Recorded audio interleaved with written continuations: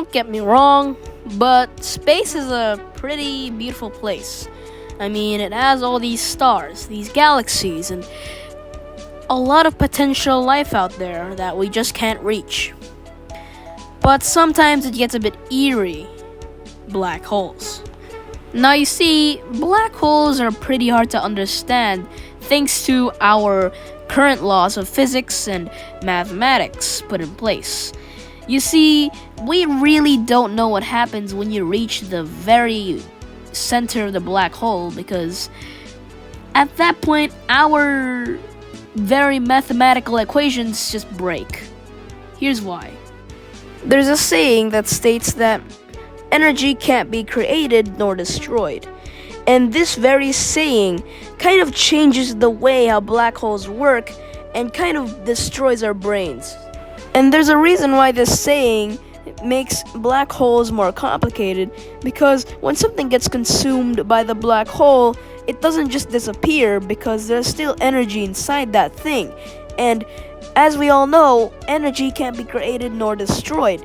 So the energy has got to go somewhere, in which we call the singularity, which we still can't find out.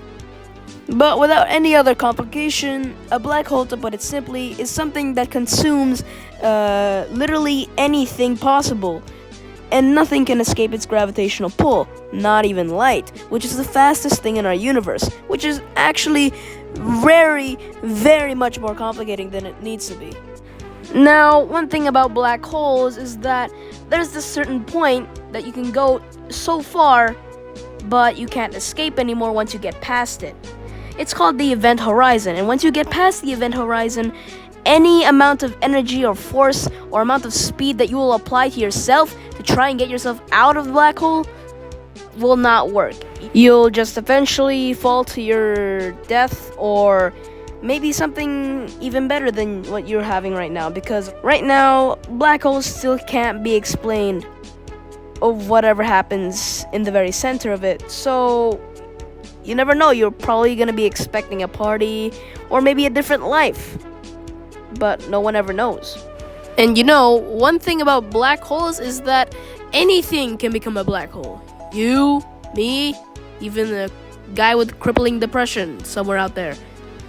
Now let's say you take your favorite These Nuts Mr. Beast Feastables chocolate bar and shrink it down to the size of, I don't know, the Planck length. What do you think will happen? But first, we need to talk about how black holes are made.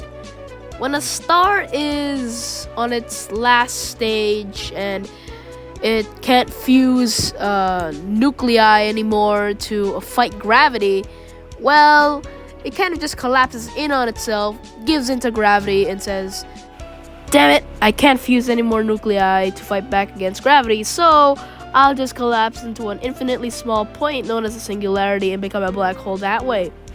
And with that logic at hand, you can just forcibly collapse something into something small enough that it forms a singularity, and you'll end up with a black hole.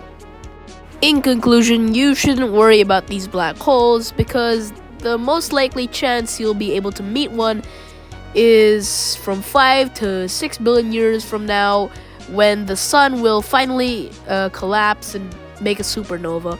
And if you're still scared about black holes, don't worry. I'll worsen your fear of space, because there's still a lot more things to worry about than black holes, like the universe expansion, sudden gamma ray burst from out of nowhere that will break our ozone layer and soon end all life on Earth, meteor impacts, and most importantly, trying to get to Mars before technology rules the world. Anyway, that's all for this video. I hope you all enjoyed this little summary on what black holes are, and I hope I'll see you in the next video. Goodbye.